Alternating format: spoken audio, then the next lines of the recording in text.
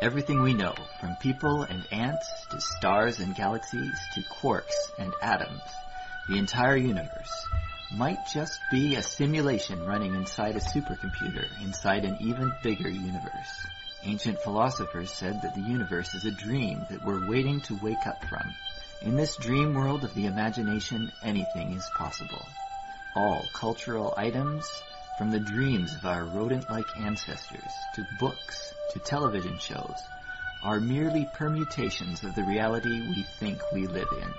Today's age of computers and video games places simulations at the center of our cultural consciousness. A select group of us perform simulations for fun and profit, and we call them games, role-playing and otherwise. We live to run simulations. Join us on the Simulationist podcast as we explore our culture of simulations. Hello and welcome to another episode of the Simulationist podcast. Today is December the 11th, 2012, and this is iteration number 14. So, nothing special for numerology there. I mean, we're a day off of the 12-12-12, and I don't know how to work 11 and 14 to average anything out like that without getting screwed with the numbers. Oh, I wish you had mentioned something like, think of something numerological, because I probably could have come up with something, but no, I can't come up with, no. 14, lucky 14, no. Well, if you add the simulation number to the date, you get Christmas.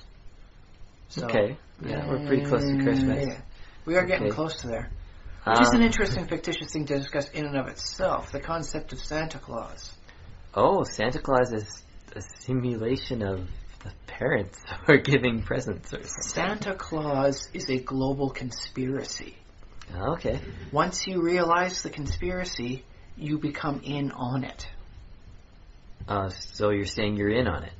Well, once you realize Santa's not true, you keep it, from saying that to little kids to ruin their spirit of Christmas. So that way you become a part of the conspiracy you have been duped by all your life so far. Okay. Well, there is an age, though, and it's probably around somewhere between 8 and 10 or so. Well, maybe even younger. I figured out Santa wasn't real at 7, but that was only through deductive reasoning. Deductive reasoning, yes. It was the same train set I saw my parents wrapping the night before when I went to ask for a glass of water. There is an age where kids learn that there's no Santa Claus, and it's probably because they learn a little bit later. But they become very excited about this, and they tell their friends, did you know Santa Claus isn't real? Yeah, but then it winds down to, you don't have any proof sort of thing. Yeah, I guess. And the kids have deep philosophical discussions about Santa Claus's existence. Although I'm sure, listening in on some of those conversations, I'm sure would be kind of interesting. Illuminating, if nothing else, to see the logic of a young mind. Yeah. We should get them on the podcast. You're going to have to give me a couple years before my kid gets old enough to speak, so yeah. Yeah. Actually, yeah, my brothers and sisters, they're all, they're not that young anymore, so they're all younger than me, but of course they're still old enough to have a more refined logical process. I think they've pretty much all figured out Santa Claus is fake. Still working on God, but yeah. That's another societal thing, and that's something for another day, definitely. Different, yeah. Put a pin in that, and we'll come back to that at a very later date. There's some interesting things you can discuss about the whole thing that you can use for your fictions, I do believe, though. Especially for stuff like D&D. Oh, yeah. Yes, there's a lot you can learn from seeing the style and tone. But other than that, I don't think there was anything incredibly poignant in the news for us this week. So we're skipping the news. Nothing happened. And, yeah. But here's the thing. If you want to think illuminated thoughts, why did we skip the news? Ooh. Aha, and now that you have a paranoid thought about us, let's go into the main topic. Okay, so do you want to go first? Who went first last time? Well, I don't know. I think you've gone first a few times. Okay, well, you go first, yeah. Get this one out of the way, anyways. Open space for future additions when you're making a game or a planned modular novel. I suppose, yeah. I mean, I'll leave the question open so we can both kind of opine on it. But yes, if you are a game designer or a novelist or something like that, and you kind of create your own world or your own system that's sort of internally consistent, a lot of times what will happen is kind of almost by accident or fortuitous accident, there will be spaces, and there will be open spaces where people can write fan fiction or when people can add to your game. And I'm thinking of at the moment, I'm still playing tons of Minecraft. I know you're getting into Minecraft. And I'm getting down into Minecraft because I dig quarry pits. Digging deep into that game. And one of the things that everyone who plays that game notices is, eventually, is, there's this one feature that I wish they had. Why the lack of monkeys? Why no monkeys? And basically, with a game like Minecraft, it's spawned almost a little industry of the community. Like one of the most active forums there is the Suggestions forum. And there's also the modding forum where people actually get down and write their own mods and code their own mods. So I don't know. I don't think that was intentional by the creator of Minecraft, but he basically left all this space for people to have great imaginations to add things. Well, I do know that the design style for Dwarf Fortress, the designer has stated he wants there to be a lot of modular ability in there. So if you want to play it this way, you can. And there are people who play it as manage to mod it enough. It becomes you're not playing dwarves in a pseudo medieval style. You're playing some sort of alien settler on a lunar colony type thing. Ah, yes. So there's a lot you can do with that. Now that is designed to be that way. Yeah, and what happens too with games like Dwarf Fortress and Minecraft, and other games, not just those, but I mean these are the closest examples at hand. But anyways, that they will often be released early in the development cycle, with pieces missing, so that the community can get involved and suggest things and add things of themselves. Oh, definitely. I think one of the things that Toady has done, the designer for Dwarf Fortress, is let people do so much of that sort of stuff on their own, because it helps, if nothing else, it really does help to find out where the critical areas are. If you wind up creating a computer in the game of Dwarf Fortress, and for some reason things start behaving procedurally incorrectly, you can learn a lot from that as a designer. So there's something definitely to be said about letting people take a peek at your work. Yeah. And it often, going back to Dungeons and Dragons, for example, the designers specifically at the beginning, I mean later on somebody I'm sure added, they left out the plain touched for, they had the Aasimar and Tiefling. They had the good and evil plain touched, but they left out the lawful or chaotic plain touched until obviously they introduced them in another book. Yeah, another monster book or something like that. Anyways, and one of the justifications at the time, along with we don't have enough space and whatnot, was also that if we throw in the Aasimar and Tiefling, it's easy for the user to just make their own versions of the other work kinds. Their extrapolations. Just so they don't have to spend that space in the book. Let's face it, D&D does have more of a history of good versus evil than law versus chaos. As well, the Tieflings and Aasimar have a history within the settings of being more prevalent than anything else. Yeah. That's fair enough. However, I do note that the modular ability is both the blessing and the bane of D&D. Because, you can make up your own stuff. You can just get the 3 books and just march to your own little beat once you've got your bases covered. Mm-hmm. You don't technically need to buy anything else. People still do, because it's quicker than making it up for themselves and thinking it out and working it out and play testing it. But at a certain point, the company, Wizards of the Coast, technically starts losing money because the players are at a state where they're making their own instead of buying the books. Yeah, so, and that seems to be one of the drivers of the continuous reinvention of editions. That, and it helps get rid of flaws. Let's face it, there has been some balance issues prevalent throughout the various editions. Yeah. Whether you want to increase the power of the low-end characters or maybe just neutralize the high-end powers of the more powerful classes, that's up to you. Maybe meet somewhere in the middle. But yes, it does definitely seem to be their main thing. Is D&D without its modular ability wouldn't be D&D. Right. And now, do you think that was that's been like that since the beginning? I definitely, because D&D started as being just like a derivation of the war games sort of thing, and so they were making up the rules. They were modding up a game before you could mod additions to the game. So basically, they had a game with soldiers and horses and whatnot, and they decided that as a modular addition to it, they would add wizards and fireballs. Well, what I had been told was that the concept for D&D, going through the dungeons, was that castle is under siege, and so you've got your whole siege war game thing going on. But you also have a nice thing: you can send a crack group of troops through like an underground passage to sneak into the castle and open the front gates. And that became like very popular. So popular they decided to focus the game just on that in the end. They got rid of the huge platoons and went with one person per person. Yeah. And then in the end, you know what? While we're doing a pseudo-medieval stuff, fireballs, lightning bolts, genies, wishes. Yeah, because now that they had these heroes, they could put more focus on them and make them more interesting. Yeah. And give them more weird powers. Well, let's face it, some of the first stuff did have some weirdness to it. You still see barbarians with their trap sense ability.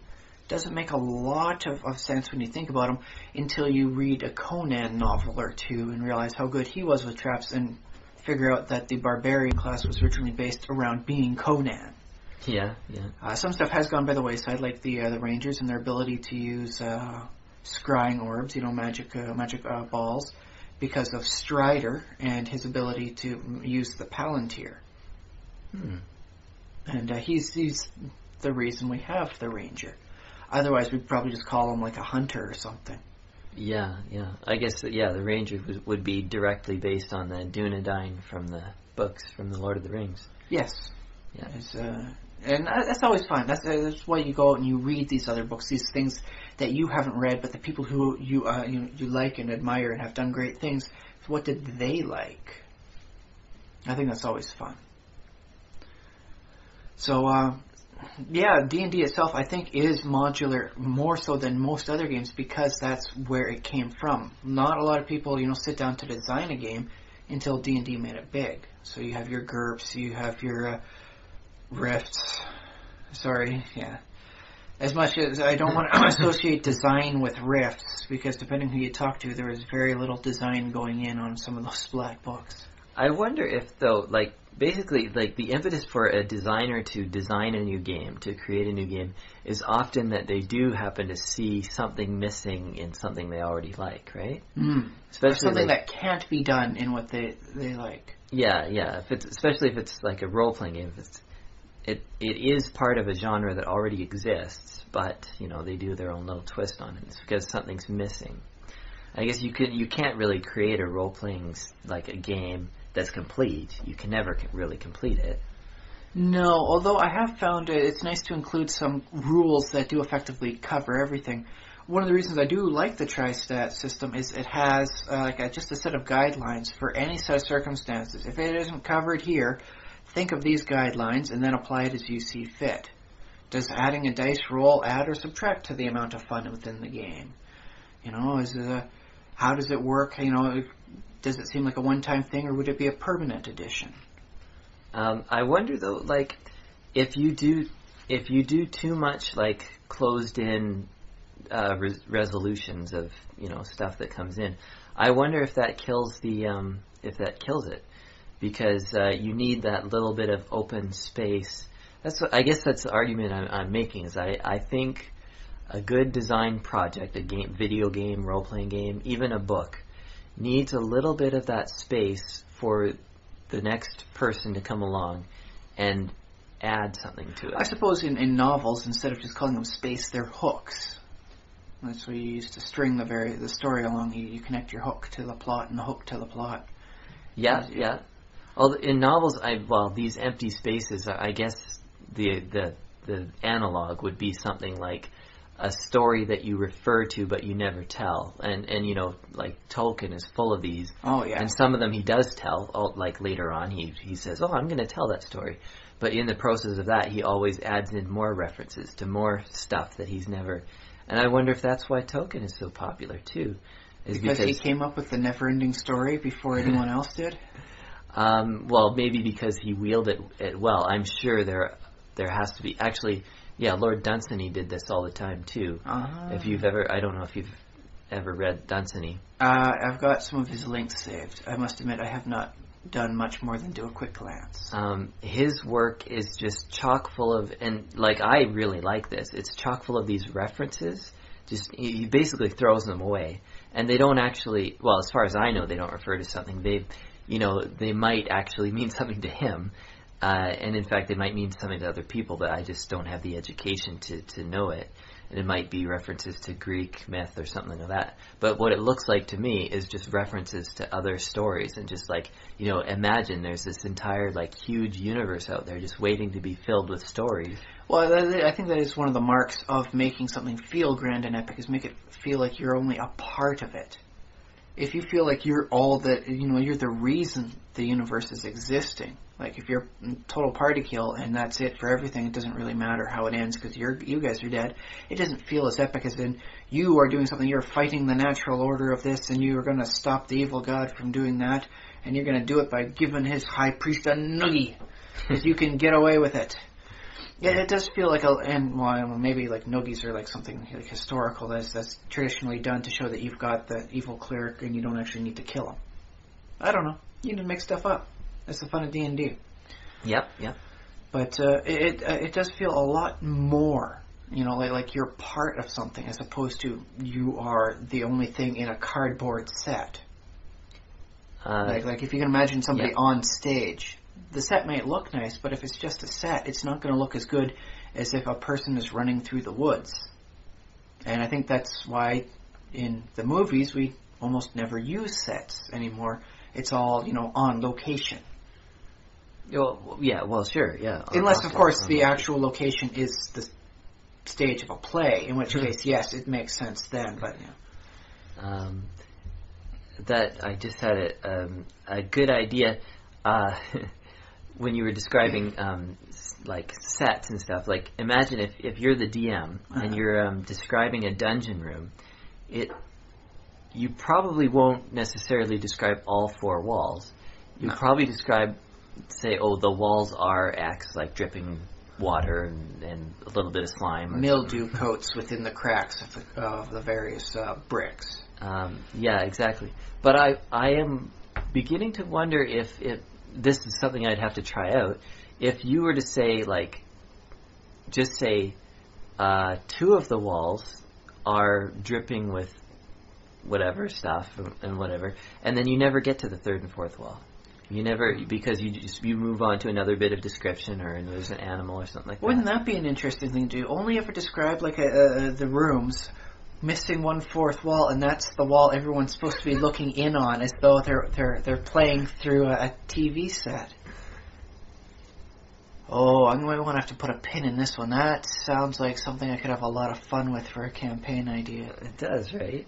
Yeah. And you might be able to apply a similar principle to just description in general, and probably like in practice you kind of have to, because you can't describe everything, right?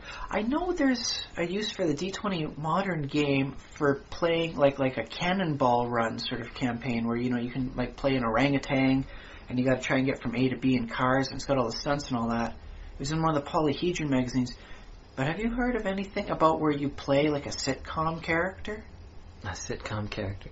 Well, what comes to mind is Fiasco, but I don't think it's a sitcom game. I don't know anything more than just the name of it. Oh, okay. Sorry, just something that occurred to me. It's like, okay, One thing is you always leave the fourth wall blank. That would be a nice way of describing it for when you're on set as the characters. Yeah. Trying to, yes, you're on a third-rate network, affiliate, as you're doing your own program, and you got to try and be as funny as possible or as serious as possible, depending on what it is. Maybe it's a comedy, medical drama. I don't know. I'm not going to tell you what your sitcom is. That's for the players to work up. Yeah. And the better they do on their checks and performs and this and that, and overcome the obstacles by the writers, the more experience they get. And their rewards are measured by not gold, but by ratings. Yes. Okay, I'm going to have to come back to this. I think I have a nice small D20 modern, alternative campaign in mind. Well, I know I have known DMs. I think we both have gamed with Darren, was it yes, the name Darren of the guy? Weston, yes. And he did not our campaign that we were in, but another one before us. He did it in a TV. It was a science fiction game, and he did it in a TV serialized format. And he seemed to be pretty happy with that. I have heard very good things about creating a TV style quick format for various campaign things, because that way it's easier to end at the end of a night. And you're not doing this long, 17,000 room dungeon. It's a little dungeon you can get through in one night. And if you link them together by various hooks and create the plot chain, then you can come up with a nice season, or campaign in this case. I do believe Dragon Magazine had an article on it, and it seemed very nice, and it does help with flow, especially if you have a lot of players that aren't always able to make it. In which case, that person it doesn't appear in the episode this week. Yeah. So, that's just, I think, how it goes. But I do like how, back to the topic at hand, how you left open novels for room to expand. Were you thinking more of official, secondary authors, like Frank Oz with his Oz series of books? Oh, yeah. That was 40 books. Not all of them were written by him. Yeah, well, I think that's definitely cool. The Oz books I don't think I ever read, but there were other Star Wars series that I... Yes, there was a lot in the Star Wars stuff too, the expanded universe. Yeah.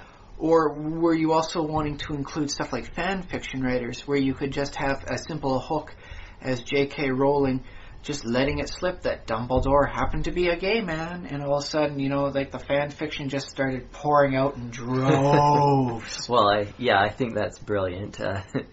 Although it would have been cool if she included some... Well, I haven't read all the Harry Potter novels, so I don't know if there might be some hints in there. It comes as the last sentence, it says, Dumbledore comes back from the dead. Oh! That's right, I'm gay. The end. I spoiled it. There's the massive spoiler ending. Didn't give you any notice on it. Yeah. No. But here's my thought on fan fiction and spin-off fiction. If I ever do make it as a novel writer, which is not looking hopeful because I failed my NaNoWriMo, but that just means you got to get into it again. And remember, there's a difference between novel writing and short story writing. Potentially, you can come up with a decent amount of short stories about a group of connected characters that winds up becoming just as good as a novel. Yeah, good point. And a novel, really. I mean, you can't make one... Well, how does it go? I did take a fiction writing course, and one of the things you got to do is you got to have rising and falling kind of as you go. So it is like a series of stories, basically. There's no other way to do it. I mean, even every sentence is a story on its own. That's kind of how I look at that. But anyways, so what point? Well, there's a thing you can work with microfiction, which is even shorter than the short stories. Where, especially if you like creepypasta, it's try and create the scariest story you can, but here you have about 2 paragraphs to do it with. Oh yeah, well I like that because I can do that I can sit down and do it all in one sitting, write a thing in one sitting, and also editing it is not that daunting. I mean, it's very intense because you're agonizing over every word, which is very cool.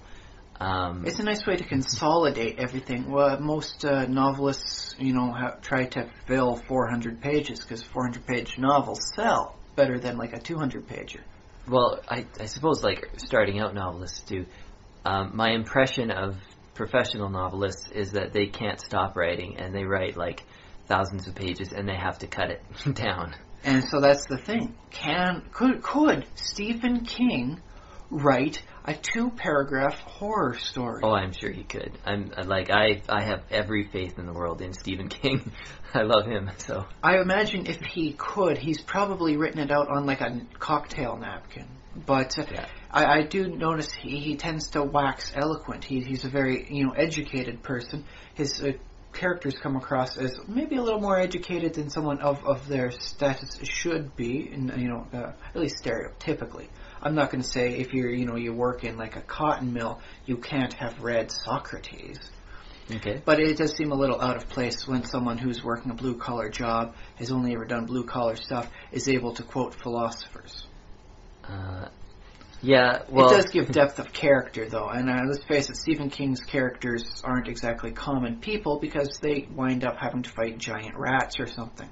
Yeah, and that can fit into the idea that I was saying about, like, little allusions to bigger stories. Oh, yes, because a lot of his stuff works pretty much in the same way that Lovecraft assembled his Lovecraftian county. Miskatonic area. Yep. With the university, and you've got the Innsmouth down on the coast in Kingsport, and how the whole thing comes together. It does create the illusion of something bigger happening, something like it, especially when you start reading them all together, it's like, this is getting kind of creepy, things are happening all over. Yeah. Although there's the other half in that, like, basically any story, like, any time you can get somebody to sit down and read what you've written. That's a success. That's a success. That's what I'm saying. And basically the reader is going to add their own imagination to it no matter what you've written. Like if all you've written is say, well, this person is a female and a student, and then the person who's reading it, that's all they need, and they'll just fill it with their own mental details, and they'll tell their own little story. I suppose you need just enough, a little bit more than that. You need to spur the reader's imagination. I do think, though, that fan fiction is an interesting way, a litmus test, if you will, for an author to see how well they've described the characters. To see if the characters kind of stay. If somebody else can pick up the character and then tell a story with them and have it be effectively the same character and not, this is how I wish to interpret the character, then I think the author has done an excellent job at portraying the nature of the character. Well, that's good. Okay, yeah, that's very good, because I was going to make a similar point to that. Although that does say negative things about J.K. Rowling based off of some of the fan fiction we've seen. If they screw up the characters, it means she didn't do a good job. If Harry and Draco wind up together in the fan fiction story, I don't know how much that says about her, but it does say a lot about the person writing the story. Well, it might be a better sign than you think. It might be, because you need that tension between hero and... Is Draco a villain? I'm not sure. Draco Malfoy. He's the blonde-haired guy always causing trouble. Yeah, but I can't... my question is he a villain? He's definitely antagonistic. Okay, he's an antagonist. Yes. Yeah. And I think a little bit of tension between the hero and the sexual tension, if you will.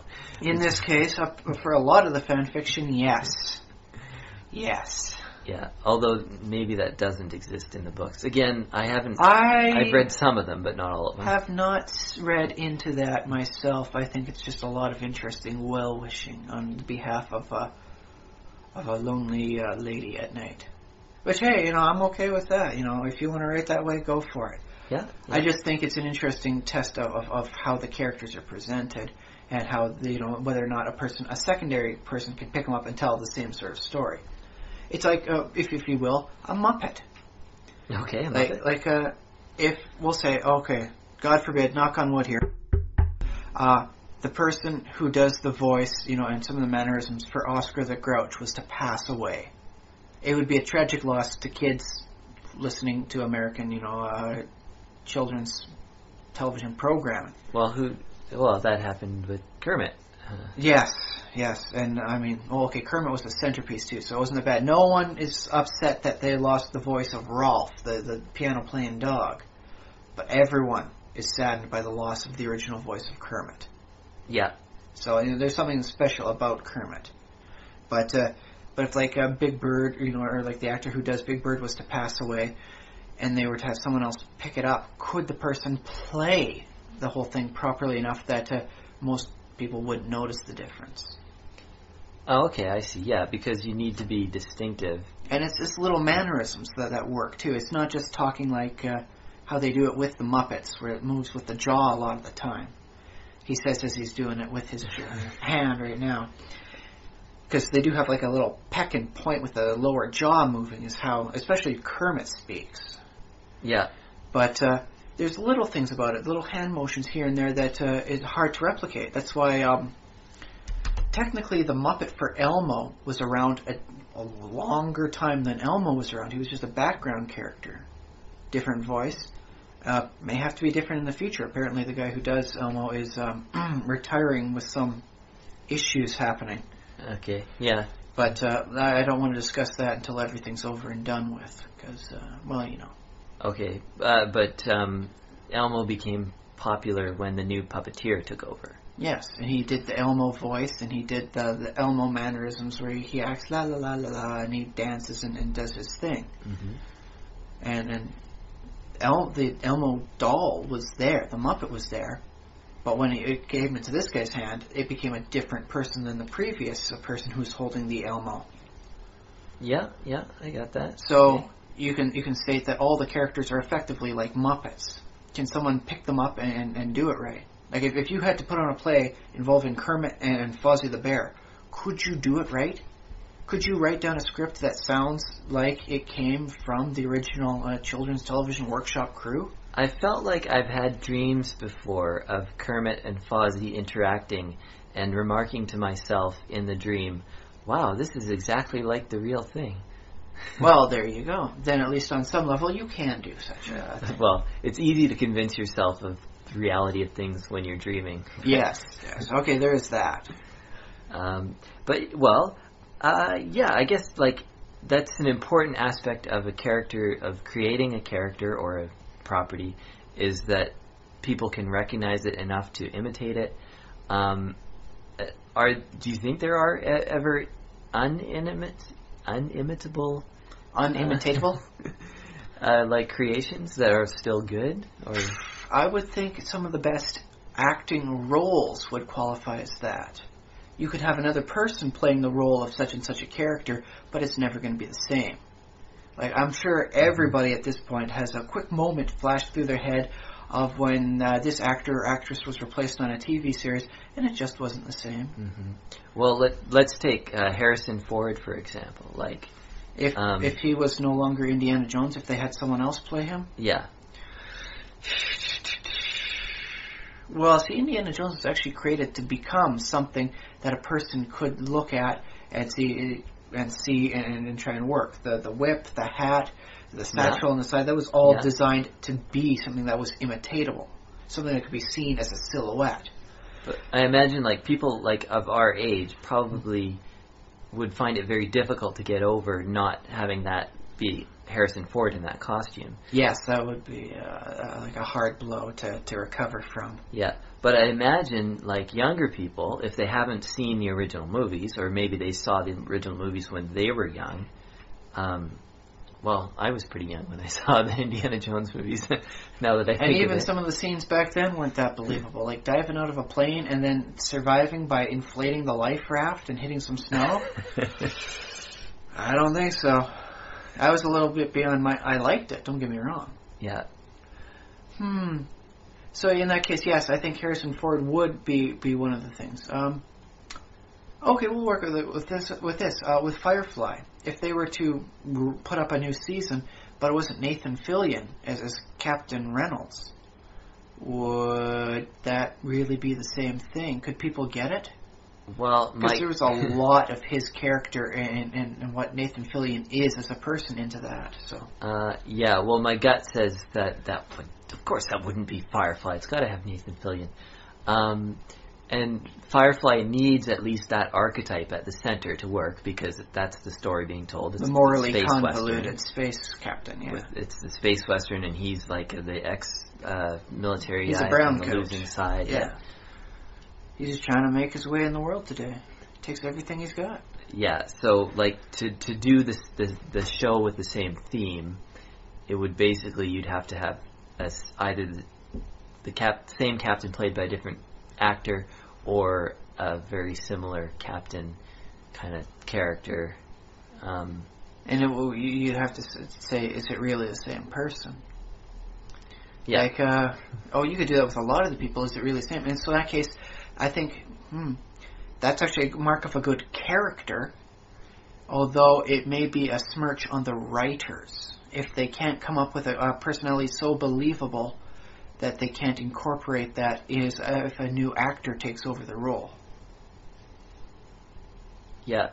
Well, yeah, I kind of like my idea of like what I want to be as a creator is to create fiction and characters that are timeless enough that it could be interpreted and reinterpreted. And so basically what I'm saying is I want to leave those holes open for people to put their own spin on the story.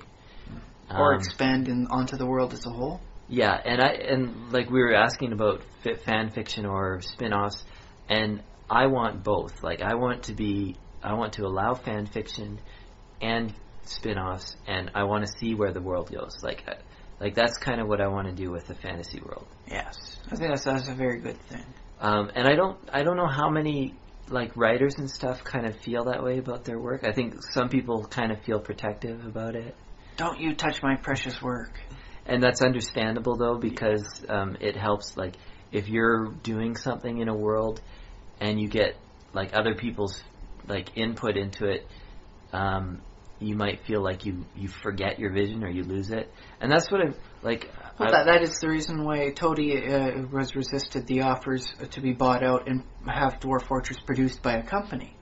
He fears it would dilute the vision, even though he allows mods. So he'd be a person that wouldn't allow spin-offs, but does allow fan fiction of his work. Okay, well, yeah, that works. That's kind of trippy. Yeah. It's usually the other way around, but yes. So, I guess, like, the point I would like to make is that kind of at the center of every work, if it's a strong work, it should have a strong vision, strong enough to... have people wish to emulate it? Yeah, basically people wish to emulate it and add to it, and yet it remains robust kind of as a central core. And did we talk about this about Archie comics too at some We point? have talked about Archie before. I'm not sure if we did it on tape, because there's a lot to be said about Archie, both good and for ill. And do you remember how we were saying like Archie comics will often go off in weird directions, but they seem to always return to that teenage core? Jughead's dog, Hot Dog, is intelligent and gets contacted by space dogs who create like a multi-dimensional like doghouse for him as he goes on weird adventures through time and space. Because apparently they give him a time machine too. Yep. Because that happened for 5 issues. Or Jughead's car breaks down outside of an abandoned diner. He goes in looking for a phone, because this is before people had cell phones everywhere, and he tries to make a phone call and all that to the like a local tow truck, and he sits on a stool, spins around, and finds himself in a food-oriented land where he's got to run the diner to keep it from being taken over by like a fast food mogul. That happened. Yep. Jughead goes through time with a descendant of Archie Andrews, but also, weirdly enough, a potential love interest. I don't know how that works out, though. For a love interest for Jughead? Yeah, Julie McAndrews from, 1,000 years in the future. I don't know how you add Mick to Andrews midway through in the 2500s, but apparently it happens. Maybe McDonald's starts paying people to change their names for... That would be a little sad. But yes, he works with a time patrol for 5 issues, and then it all goes back. Now, are these, do you think they're dreams or kind of fantasies that the characters have that we just aren't told? I like to interpret it as in more of a meta style, like the world of Archie tries to become something more, something so much more, but this uncompromising view of the audience forbids it from lasting more than 5 issues. Yeah. So you got like this guy in what was the name of that guy in hell? He's stuck. He's like almost up to his lips in water, and he's thirsty, but he can't ever get to the water. Oh, Tantalus? Yeah, I think. And then there's like a fruit hanging down just below, just above his mouth, and he can never reach it. So he's always struggling, trying to reach out and get more, but never fully able to be. For all the negative things people say, technically Archie is trapped in hell. Think about it. Riverdale is like purgatory or something. No, or limbo. It's not even that good. Technically, it is hell. Okay. And it's one of those weird shifting hells, which is why Riverdale has like a huge international airport, the center for a multinational businessman, Hiram Lodge. Seaports, mountain ranges, deserts. Everything that's needed for a plot. It's almost as if it was in a comic book world. I know. I remember Dan Harmon from Community fame, who used to make Community, but he doesn't anymore. He once said, and he may have been joking, but he may have been serious about the idea of television, because he said that Greendale is kind of like purgatory. And that was just after the finale of Lost, when we found out that the island of Lost. You spoiled it. Oh. No, I gave up on that one midway through the first season. I tried to figure out the polar bear and gave up. Yeah, we find out that the Lost Island is supposed to be purgatory. And then not long after that, Dan Harmon was saying, the Greendale Community College from his show is supposed to be purgatory. So maybe every TV show is about purgatory. I have heard a very good theory about Gilligan's Island being hell. Yeah. In that there are 7 people on the island and there are 7 deadly sins. Huh? And how it works out between everybody. Like the millionaire's wife is clearly Sloth. She doesn't even have a name. She doesn't do anything. She just consumes. She doesn't have a name? Well, she has a name, probably. He just calls her, like, Dearie or Lovey or something. Lovey. But she's not mentioned, in the theme song. The millionaire and his wife. Oh, I see, yeah. The millionaire at least is something. What is he? He is the man who makes or has millions. Well, he's greed. Yes, right? Actually, he's greed, yes. Ginger is lust, whereas Marianne is envy. Okay, yeah. I mean, sure. who brings so many, like, evening gowns on a 3-hour tour? Ginger, the personification of lust. Is that vanity is not one of the 7 sins, though, right? I suppose you can work that in with lust. Okay. There's vainglory in there, known as pride, which I guess comes close. Actually, because what is Gilligan? Here's the interesting thing. Stupidity. Now, here's the thing: the scientist is Pride, because he brings all the books with him for a 3-hour tour. He brings a library, and so you work it down to 2 sins, and you're left with Gilligan and the skipper. And the 2 sins are gluttony and anger, which actually fits for both on the skipper. He's a big man who gets angry at Gilligan. Yeah. And that's when you come to the conclusion, he is both. Gilligan isn't one of them trapped on the island. Gilligan is Satan. Oh, okay. And he's the one that keeps them trapped in hell week after week. He's the one that sabotages and wrecks it. Yes. It looks like an accident, but no, it's sabotage. Of course, yes. So in that case, yes, Gilligan's Island isn't actually a purgatory, it's hell. Okay. Yeah. With a nice twist to it, which I gotta admit I kind of like. Even though it means Bob Denver is Satan, and I really do like Bob Denver. He was a great man. Satan doesn't have to be a bad guy. Satan can be like, maybe they deserve to be there. Well, they do very well represent their various deadly sins. Yeah, he's just doing his job. Okay, maybe he gets a semi-pass on it. But if every show can be like hell or purgatory or something like that, what's touched by an angel? Well, that's clearly purgatory. It's the angel tries to help all these people out. Is the angel for the graces? The angel in Touched by an Angel, like I haven't seen that show in years, but is she atoning for something? In this case, no, she's just trying to save, I think. Like her job is, she's just doing her job. Like she's an angel. She saves souls, and that's what she does. But I assume. It must have been. It's been a while for me too. Yeah, I'm trying to think. In which case, you can work the whole thing as it's not actually happening on Earth.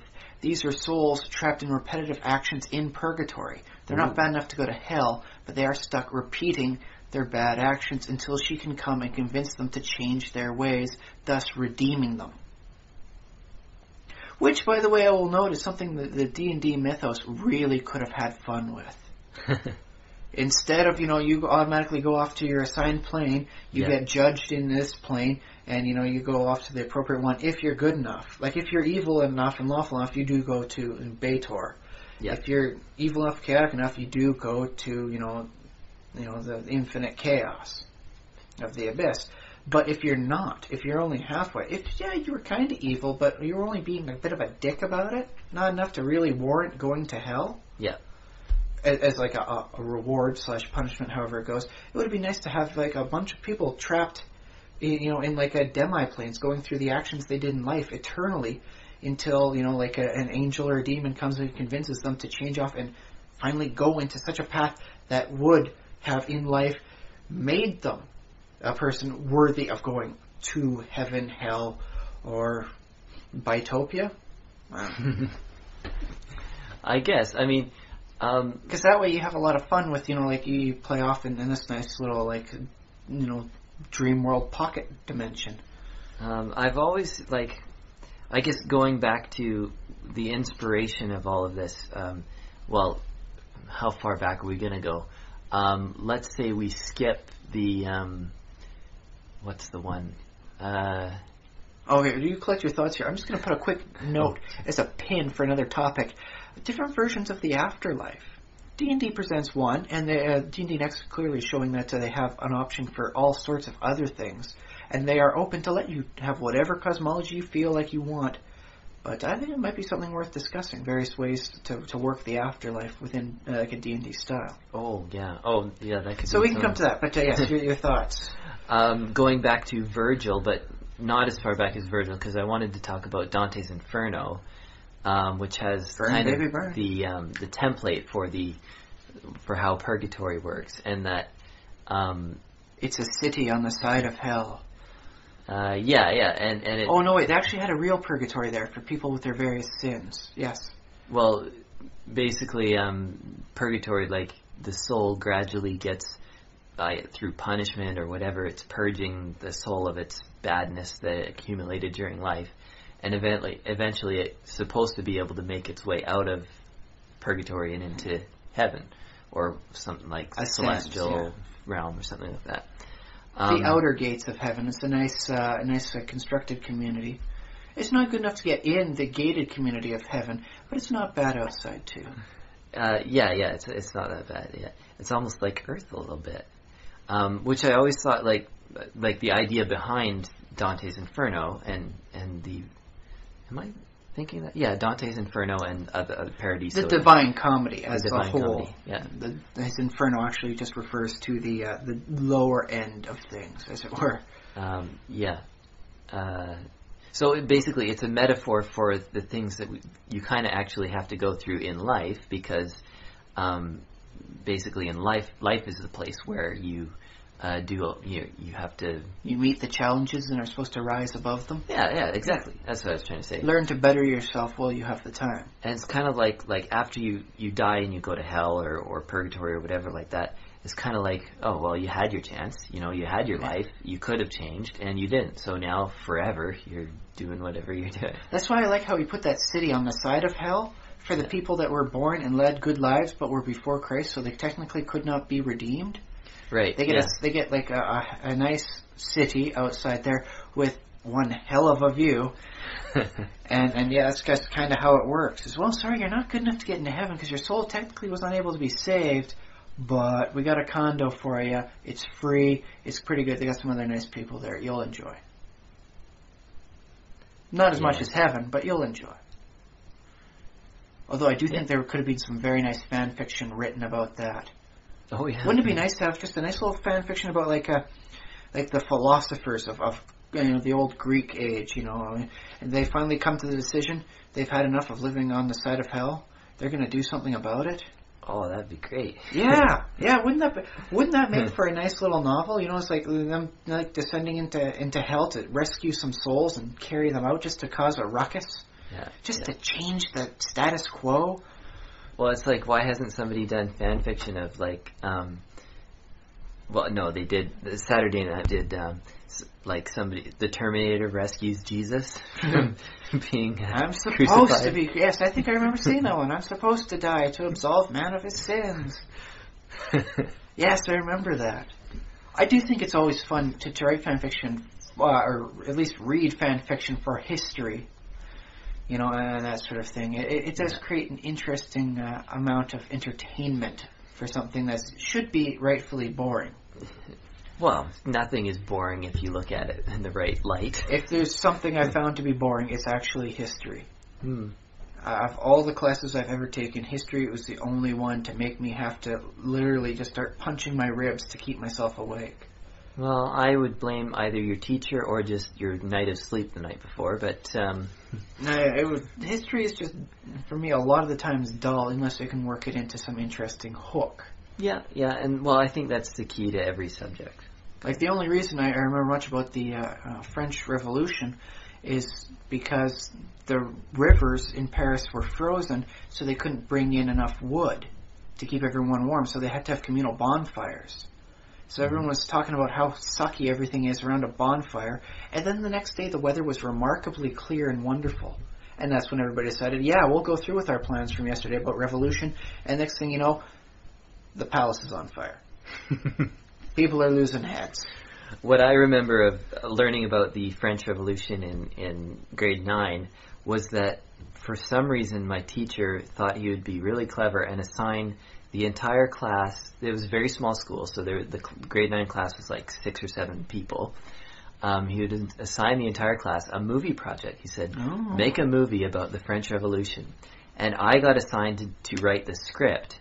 And this project never got done because I was basically reading through a textbook and starting to write a script. Now, can you imagine fitting the entire French Revolution? Like, how many movies do you think that would take? 1 movie? 2 movies? Like, how many movies did Ken Burns make about the Civil War? That's a good point. I suppose you could try just arguing down to a few key points. Although whether or not you want to include Monsieur Guillotine as the creator of the guillotine and later its victim. Because there's always something nice and deliciously, retributionally divine there. Yeah, and I've forgotten most of that material. But yeah, I remember being like just there's so like trying much to go through it. Work with. Like, this is not exactly movie length material. No, you could make a small movie that's set during the period of the French Revolution. Ooh, in which case, actually, I'm sure there are some. If you want to do something just before the French Revolution as told during it, I recommend Brotherhood of the Wolf. Ah, yeah. Yes. I've watched that. Yes, it's a very good movie if you haven't seen it. I think I would prefer you to watch it subtitled rather than dubbed.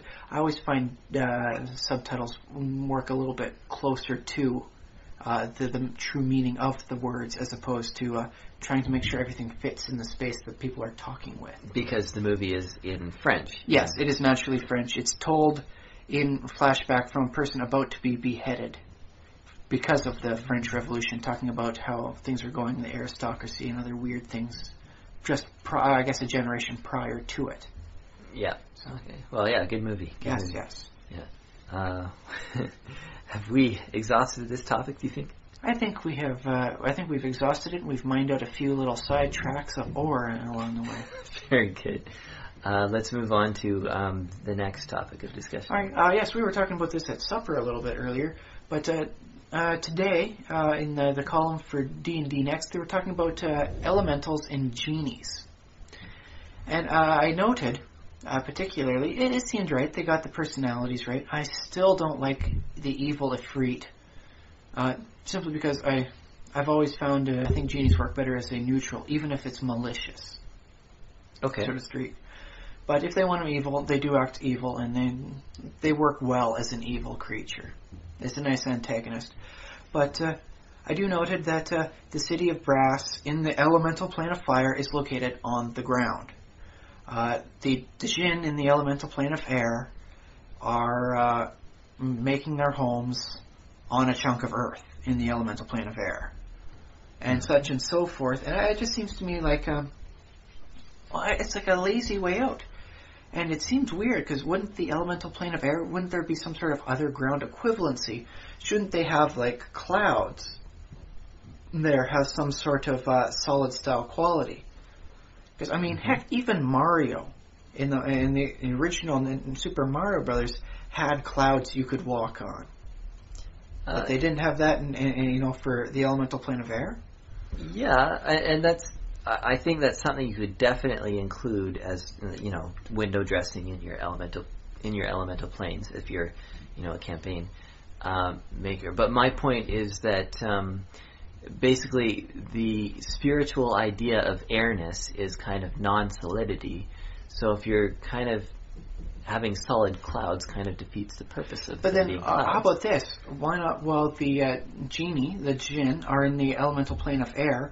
They interact with it as this sort of stuff as though it were solid, and you can have a nice mid-level spell so that you can interact on the elemental plane of air as though clouds were solid too. Okay, so you would be like some sort of weird outsider to them who's moving through the earth, all weird and creepy, like a ghost or something, until someone casts a spell, and then all of a sudden, hey, whoop, up you go. You now treat this as a solid item.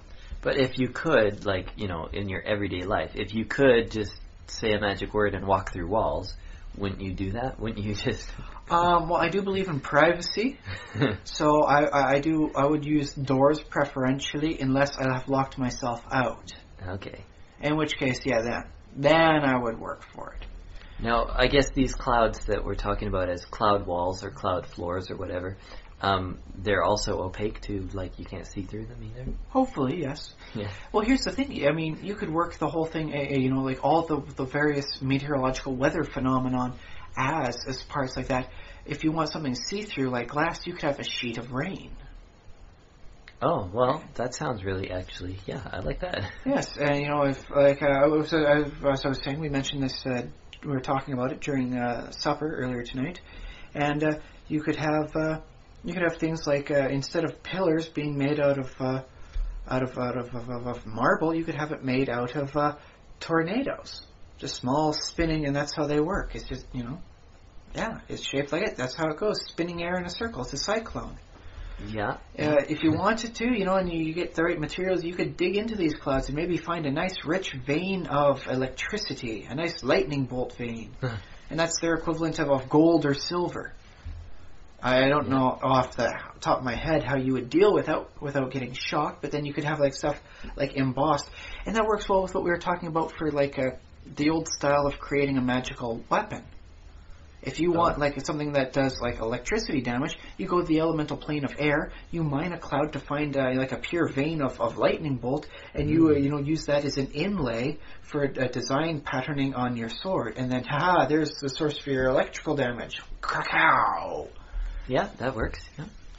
I also think they should put some sonic elementals in there too, but that's another thing for another day. Ooh, sonic elements, that'd be fun. Yes, especially if you like dubstep, because then you can have all sorts of weird, funky fun. But I just find it's a little disheartening when, this is the infinite plane of fire, but the really good stuff you want to see is on a giant rock the size of a continent. Well, remember, too, that genies aren't the only creatures on the... Well, I was going to say Azers also live on the elemental plane of fire, but I think they have a very similar... outlook on things. They basically live on kind of land. They're fiery dwarves. Yeah. Well, here's the thing, though. I mean, I could accept it a little bit more if they said that. We'll say that these bits of land that the city of brass is on, You could say it's like a giant cinder in like the vast conflagration of the elemental plane of fire. I like that, yeah. Yes, and then you can say that, yes, it's a huge city, and not only is it a huge city, because it's on a cinder, it goes all the way around. You can walk in a circle and get back to where you started if you have like a month to spare. So it was like an asteroid kind of deal? Sort of thing like that, because then you don't have to wonder, like, okay, I'm at the city of brass, now I dig down. What's underneath? Because remember, you are dealing with infinite in every direction, so it does kind of help if you have a solution to what's underneath. Or you could have solidified fire. You could have some sort of like old-timey name for it. Make it sound all nice and fancy. Miasma? More of a smell. Although that might work for a nice something on the elemental plane of air. Okay. It's something they grow a miasma up. It's like they're vegetables to them. They collect scents and smells. That's what they eat. Oh, that's cool. Wow. I think it works well with your concept of the air and the nature of air. Yeah. Scents would be very heavy as opposed to the other elemental planes, when I don't believe anything really travels very far. Although the elemental plane of earth always smells like earth. Yeah, I think so. It's got a very rich, musky odor to it, I believe. Yeah. But yeah, I mean, and then you have like this giant solidified ball of fire, and then I think there's some fun stuff you could do with that. You could have like trees made out of something like that too. Smoke, like trees, just like a permanent smoky tree, and that's what it is. Wow. Yeah. I mean you could craft, like, I don't know, I'm imagining like a poem or an epic play, and just go wild with these ideas and just throw them in just as the scenery. I think you've hit on it. That's what I think really should encapsulate the style of something like the elemental planes, is something like an epic poetry. Yeah. Because that's how I believe it should read as. When you're there, it should feel like you're like if you were reading Beowulf, you want to start playing a Norse-based campaign. Because it's an epic thing. It brings you in. And so, something like that, that's what the elemental plane should feel like. Yeah, that'd be good. There should be something there, at least, as opposed to just, this is a whole lot of infinite air. And, all the good stuff that happens on pieces of dirt that just happen to be floating around. Yeah. I do want to also point out that sort of, like, genies are great. And they are, like, they define the elemental plane in a lot of ways. They add a lot of personality to it. If you're looking for an exemplar, like the creature of the elemental plane, it would either be the elementals themselves, or there's also a set of there's salamanders, and they would live in a lot more, like, not necessarily city of brass. I would like to have seen them become neutral, something that you can work with, but is still potentially hostile to you. Yeah, well, I could. It's something about this plane of fire being like, kind of hell-like, so we'll make a lot of evil people. Yeah, it's a very violent place. Yeah, that could be the case. Are salamanders evil? I think they are. Yeah, Aethers are neutral. They're neutral. They're lawful neutral. I believe. Lawful neutral. So it's not entirely all. They're about as good as you get. If you can get in with Aethers on the elemental plane of fire, you have like someone at your back, because they are dwarves effectively. So what I'm saying is, it's not just genies, and maybe, like, pick one of these outsiders or exemplars or elementals, and like one kind can be a little bit more earth focused, or like have more stuff to do with other elements, and the other kind can be more pure, like more which is good, because I don't think the Tao for the genies of the earth work out very well, because if they're supposed to like help exemplify what is earth, why are they digging a large hole in the middle of it? The great dismal delve heck, it's large enough you could fit the city of brass in there. It's described as being a huge, massive cavern or network of caverns. And so if you're part of the earth, why are you digging a hole in it? They seem more like, invaders to it. They seem less harmoniously inclined. I think I agree with that, and that's why I think genies are not necessarily the ultimate expression of the plane. They just kind of happen to live there and happen to thrive there. I like to see them as the flair of the planes. Oh, yeah. So the Djinn, they make their wonderful castle citadels, and It has them doing artwork and being nice traders, and so they trade back and forth, and so they get stuff from all over the plains. And they're the people that add really a lot of pizzazz when you go there. Like, yeah, you'll be attacked by monsters here and there. Ooh, nice. But if you want to go see something really nice, you go see what the genies have done over in the elemental plane. Yeah, they're almost like as if, kind of what humans would become if they were given, 1 million years to kind of develop their magical arcane skills and a lot transform less, their bodies. Remove some of their patience, too, because they do tend to be flighty personalities. Yeah. Though as portrayed by Robin Williams flighty, maybe not. That's flighty. Get it? Yeah. Flighty? That's a Subiism.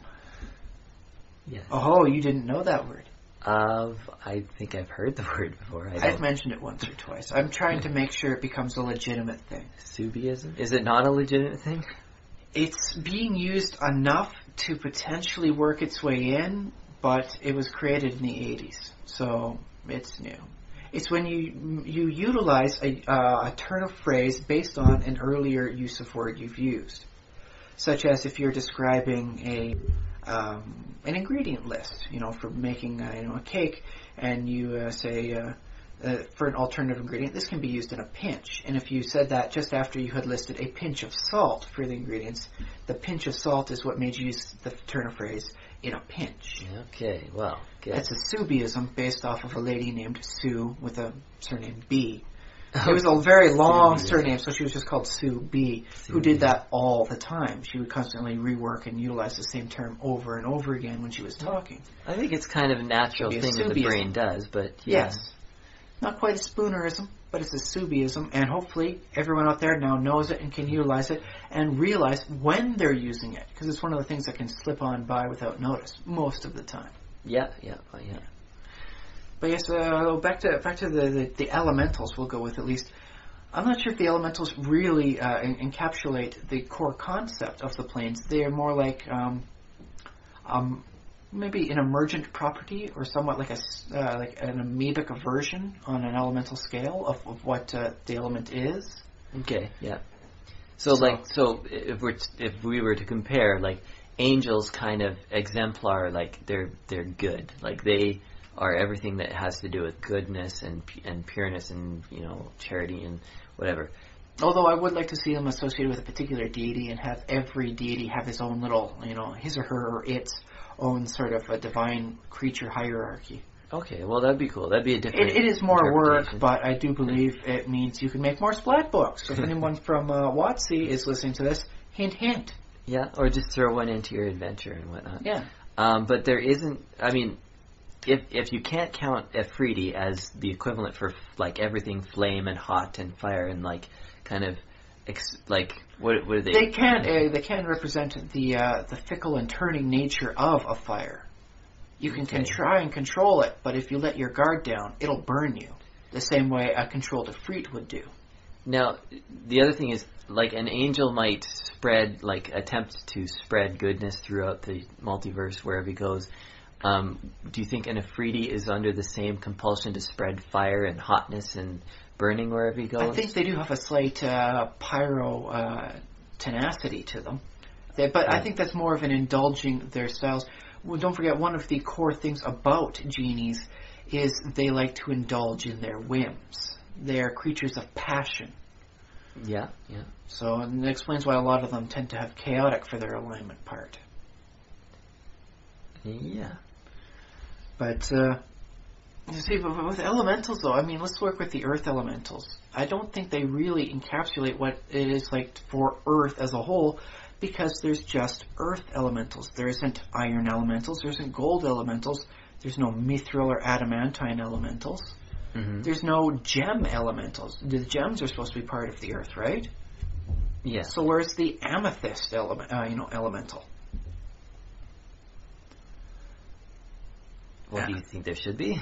I think there very well could be some interesting stuff worked up there, like Earth especially, because let's face it, there's a lot of different ways you can divide the Earth. 3 different types of soil based on how it's compressed throughout time. You work it down into this and that. You talk to a geologist, and they will talk your freaking ear off if you can get them to talk about all the how it breaks down and the interesting parts of this and that.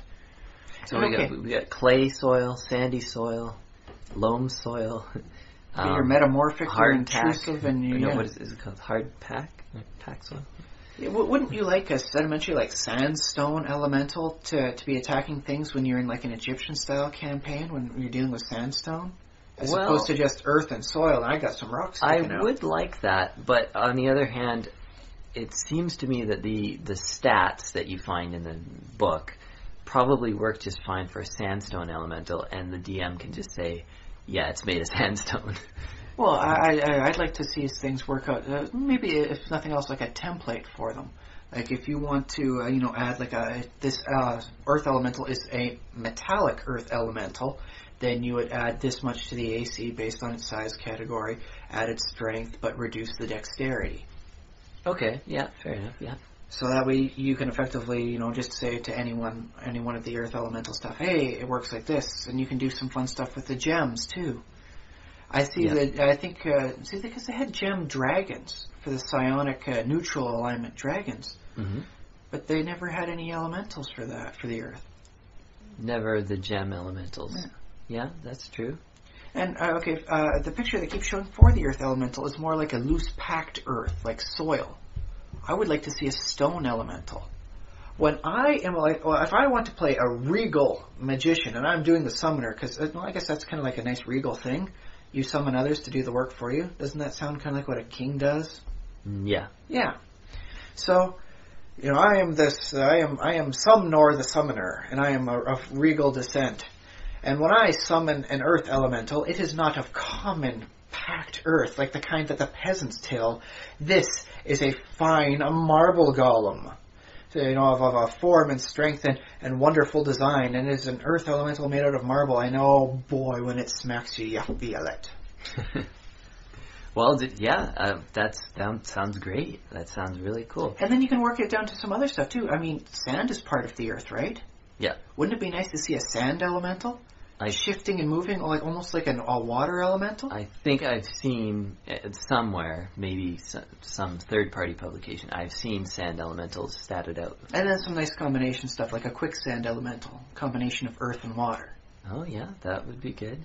Although quicksand doesn't... Have you seen the Mythbusters on quicksand? Yeah. See, the thing is, what you could work it out as is it could spread itself out a little area, and it would prevent movement, like an entangle spell. Yeah. So that's what it does when it sweeps over. It entangles you. Yeah. And then, because, I don't know, I guess it's got a nice long reach, it punches you. Doof. So there you go. It's like an Evard's black tentacles. Yeah, I've seen and heard too many odd things about what goes on with those tentacles to want to put that in my campaign willy-nilly. But, I think there's a lot of stuff that can be done there, with the variations on the elementals. So I don't know if the elementals themselves work out wonderfully for exemplars of what the elemental nature is. Okay, all right. And for that matter, just looking at the elemental plane of fire, you cause more damage with a mid-level fireball than the elemental plane of fire does per round. It does 3d6 damage, which you beat out at, I think it's, level 5. Well, I wonder, 5d6. does the elemental plane of fire, it sounds great to have it, super hot and, burning. But imagine a different kind of cosmology in which the elemental plane of fire is just barely smoldering. It's just basically charcoal just smoking away. There's a few open flames here and there, but mainly it's just very low temperature. I think as you head in the old cosmology, as you head towards the negative elemental plane, you start reaching that. The flames die down, things start getting colder, and eventually you find yourself in the elemental plane of ash. But or is it quasi? Hemi-elemental? Hemi? But basically, in order to qualify as fiery, from our perspective, it only has to be hot enough to, if you touch it, it burns. The air doesn't even... the air can be hot and, oppressive, but it doesn't necessarily have to be, it kills you instantly. See, but that's how I like to interpret something like the elemental plane of fire. It is hot and burning. It embodies the fundamental concept of combustion.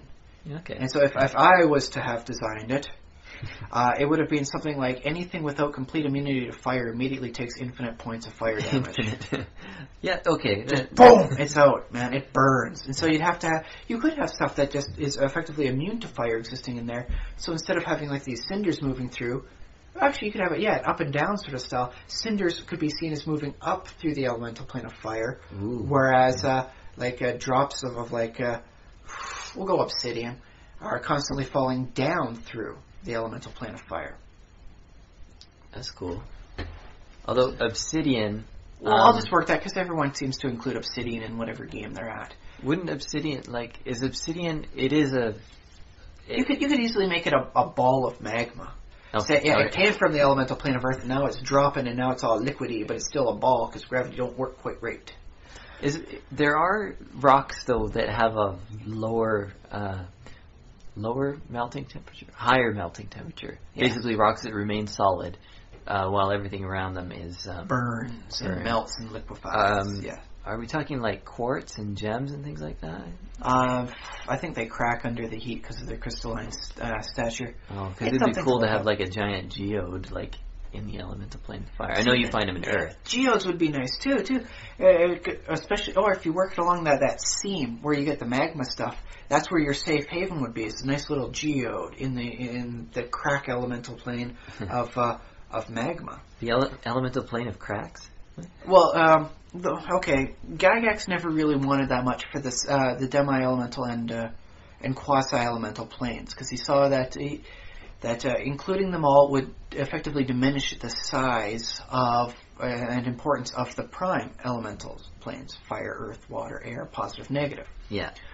But I've always seen it as effectively these other combination elemental planes are like they're like grout between tiles. Okay. They're important, and so they help cause a full seal. And whatever they're sealing on the outside of, I don't know. But that's what they seal.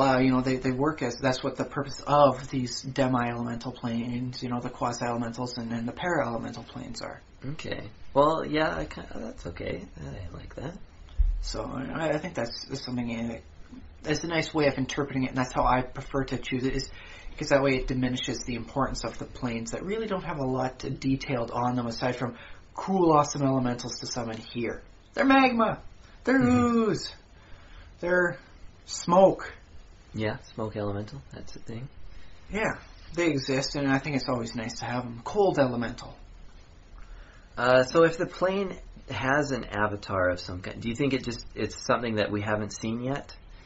Like if it's not genies, it's not elementals, it's not the Azers. Could be the archomentals. Those are referred to in some of the older stuff, and they seem to have been forgotten as time has gone by. Yeah, Imix and Yansibin and the old one. And... Trust me, there's more than just those guys. I have the book, and there's more mentioned, and I can barely find anything up on them. I would love to see them brought back and used in some fashion. Well, I think they appeared in a monster manual of, somewhere in 3rd edition. But they weren't really used. Not like how Orcus was used with the whole Demogorgon thing in 2nd edition to come back from the dead with the killing word and all that. Yeah, I don't think there was a storyline of... I haven't been following Dungeon Magazine. Partly it's just online now. Yeah. There hasn't been much brought up or used with them for adventure modules or anything since the Temple of Elemental Evil, really. Mm-hmm. Which is a shame, because that's an infamous, campaign right then and there. So you'd think people would at least want to make allusions to it to help cause the concept of something greater than just the players. Well, I don't know if things have been going on in Dungeon Magazine lately or since then. I haven't really been following too closely. I mean, I never really followed Dungeon that closely. See, but that's why I think is one of their key failings, is that most people know at least the first couple adventure modules that they released in 3.0. The Sunken Citadel and the various path. It wasn't anything big, but they were trying, I think, to do the same thing that they had in the old, like the E module adventures that introduced giants, or this one that introduced the Drow elves. Yeah. I would like to see them do something like that, introduce like a campaign series of modules, something that people can pick up and buy that could really help show things happening. Yeah. Well, I think it exists in some form, like the reintroduction of Pathfinder. Galisa as part of the Nine Hells cosmology was, I think, very nicely done. Okay. And that was something that took about an edition and a half to finally work its way through. Well, I guess we'll have to find out what they do with 5th edition. To see. I would like them to say, okay, you can do whatever you want, but here's a great wheel cosmology campaign we've got, and we're going to do some stuff with that. If you want, come and join us. Otherwise, just raid this thing for ideas. Buy it either way. At least, I think that's how it should work for them. Because that way, if you create the concept of this is something that's going to wind up being great and is going to change how I see the game, I should pick it up, more people will. Mm-hmm. That's why there's some the more niche products like the books on the fiends and the devils sold quite well, I've been told, is because it finally detailed the information that everybody been trying to search for and had hints of since like the early 80s. I like that, and the hints that goes back to my leave holes in your setting. Yes, but don't forget, because if you've watched anything directed by Chris Carter, eventually these things will have to pay off in some form or another. Unless you're purposefully leaving that for someone else to deal with on their own terms. A build-up needs delivery. And that's one of the reasons why people were leaving Lost. Is there's build-up, and then there was no release. There's no, oh, that's what it means. Well, and I gotta wonder, where is the line between, because I think it's really cool when you say, it's up to the viewer to decide what's behind that door or what that story means. And then on the other hand, give us something. Pop out. It's like, you're telling us a story, just give us some, something to digest. Yeah. You know what I mean? So maybe you have to give some of that and leave some mysteries. Give some really good payoffs, but also at the same time leave equally untouched something on the same level, but just don't touch it. Like that one episode of Buffy where everyone's going in through their dreams, and then there's that one guy who's got cheese on his head, and he keeps going, I do not wear the cheese wears me. And that's never explained who's dreaming that or why. It's just something left up as to, that's just how things go. I think that's a good touch. Yeah, something like that, yeah. On the other hand, I recall reading my brother's Gen 13 comics, and it seemed like they were always so close to a really nice traditional superhero storyline, and then nothing follows through on that. They go to another location, and things happen, and nothing else. And it always seemed like, you guys were so close to doing something like fighting a villain and saving the day. What happened? What happened? Well, and sometimes that can be funny because, what do you get? A running gag. Yeah, that is not bad, but you do eventually want some sort of payoff in some degree. Do you remember Kevin Smith talked about what he would have done if he made the Green Hornet movie? And he says, here's Green Hornet and Kato sitting by a car, talking about dirty stuff or whatever.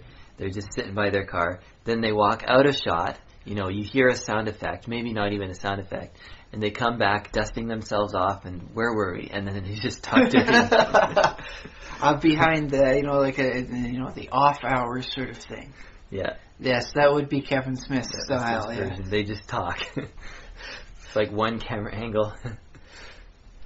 Given the fact they started off as a radio series, might be able to swing that to some degree. I guess. Might be able to. Don't know how much the audience would appreciate it, though.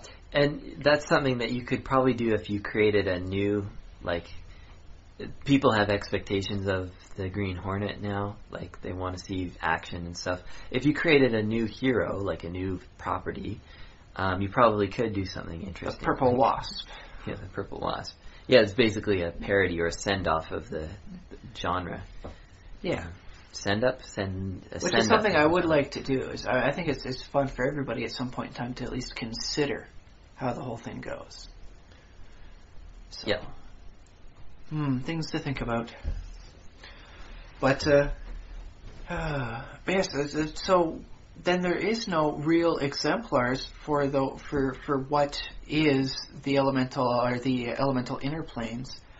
Actually might be a good thing, as if it you're occurs not to me. satisfied with any of the ones that we talked about. Yeah. The outer planes are all about theologies and concepts and ideas. Yeah. And so they do have their exemplars. When the Modrons could no longer be the exemplars for lawful neutral, because Orcus tainted their source of power and their primus, then they had to have another one crop up, in which case it seems to have splintered between the Inevitables and the Zill? The ant guys that form colonies. The Formians? Yeah. The Formians, that's them, yes. Yeah. Yes, and so it winds up becoming like them who fill that role. So maybe it's good that there isn't anything for the archetypical style of what the plane of Earth is like, because it just doesn't care. It simply is. Whether you can perceive it or not as in its entirety, that's up to you. Yeah, well, I like that because, in the outer planes, you have like one plane kind of invading and taking over and drawing in part of another plane. You don't necessarily see that in the inner planes. You don't see the plane of fire encroaching on the plane of earth. At least not. They do mingle. Yeah, I guess there's that border area of magma. Yeah. But it's not like fire really invades. Sure, the Ifrit have their big plans to eventually one day rule over all genie kind, but let's face it, it's a pipe dream. Even if they could somehow take over another one of them, the flightiness and their ephemeral nature, their characters, for all of them, would prevent it from ever having any lasting effect. Yeah, okay. Yeah. It's about as good as like an idea as like a bunch of angels deciding to siege the first level of hell and try and take it over. Yeah, good luck with that. Although, exactly. Just knowing the idea of, the way the outer planes are supposed to work is that maybe the angels could, invade the first layer of hell, kill all the demons, and then it would get transferred over, it would transmute over to the other side and become another, maybe a slightly lower level of Mount Celestia or whatever. They did wind up losing one of the levels of one of the good planes. It was supposed to have 3 levels, but they lost one because the Harmonium was there conducting their re-education camps. And so it became much more into the lawful thing. The third layer of Arcadia. Yes, that's it, yes. They wound up losing that. I do kind of like that concept. That's kind of good to see. You can actually seize the land and somehow steal part of an infinity. Yeah, but of course the thing is, that what remains continues to be infinite. Yes. Although I do like Monty Cook's style with his Beyond Countless Doorways, if you have read that. Oh, yes. Over vast periods of time, a plane can change. So you can slowly corrupt a divine plane from being like the angelic host to some sort of hellish infernal pit. With enough tenacity, enough courage, some good planning, and let's be blunt here, a heck of a lot of luck. Yeah, and time. Yes. Vast epochs of time for slow corruption. Yeah. Although and back to the genies just for a second though, my kind of, the way I've imagined that the genies arose is they basically have millions of years of history, something like that. But in the beginning, genies all came from a common source. Oh, possibly proto-jinn. Possibly an angelic or demonic, but that's lost to time. But anyways, they split off into all the different elemental planes. Ah. That's why they have, they're all called genies, obviously, because they're related somehow. Yeah. But they adapted to the planes that they ended up on and became natives there. You know what I had an idea of I'd like to have tried out sometime? Is when a person is born with a large affinity for an elemental nature, so you wind up being an elemental cleric or an elementalist wizard. Okay. At the same time you're born, what happens is, like, a genie arises from the flames, from the waters, from the winds, or, from the currents and all that. Just comes into being. And whether or not you live or die, it doesn't matter. They're connected to you. And so over the course of the millennia, so many of them have come about because of humanity and their connections. Mm-hmm. And so a humanistic tainting, if you will, of the elemental planes. Okay. Or like we can call it the same sort of style as like the para-elemental planes. They're a bit of an intermingling. Humanity gets a little bit of the elemental essence, and the elements get a little bit of intelligence from humanity. Okay, yeah, that's cool. It doesn't really work out the same way because genies can have babies and all that, but yeah. Wait, genies can have babies? Yeah, baby genies. I don't think even the royal ones can grant wishes, though. Thank goodness. Although I know if I was to say that around the wrong person over in Los Angeles, Hollywood would have a genie baby movie out by the end of the year. Oh, you know what? Now that you mentioned genie babies, though, I just remembered there is another elemental outsider, and that's Mephites. Oh, or yes. Or they're called Mephites, I'm not sure. I like to pronounce them Mephite. Okay, Mephites. Yes, because that way, you can take one and then you can, cast some sort of spell that turns it on fire, and you can go, my feet's on fire. And then you get an XP penalty for a very bad pun. But, a good pun is worth it, so. Yes. They do have an interesting role. I'm not sure if they would, because they really seem to work more as lackeys. It almost seems like they would have arisen after the other intelligent races. Maybe. As if they were some sort of like attempt at the elemental, leaders to come together and try and do something as a whole. And Mephites came about, and they were such, this really wasn't what we wanted at all. And then the whole thing breaks apart. Now no one's doing it anymore. Although, I think it kind of fits in with the idea that you had about the elemental planes being a little less caring than the outer planes, and just that if they're less caring, then their avatars, their exemplars, might actually be the Mephites, who are a little less powerful and a little less influential. Nevertheless, that's just what they don't got. care. Yeah. Okay, I guess that makes sense too. That's an idea. You can't have a fire without a spark, sort of thing, So you. Hello, listeners. Sorry to interrupt like this, but Ryan and I did not notice that the microphone had cut out at this point. We went on for another minute of talking before we realized this, and unfortunately, that was the end of the conversation, but it has been a good one, and we hope that you enjoyed it, and will join us again in the very next episode, which you should be able to click on right away. Thanks for listening. Bye-bye.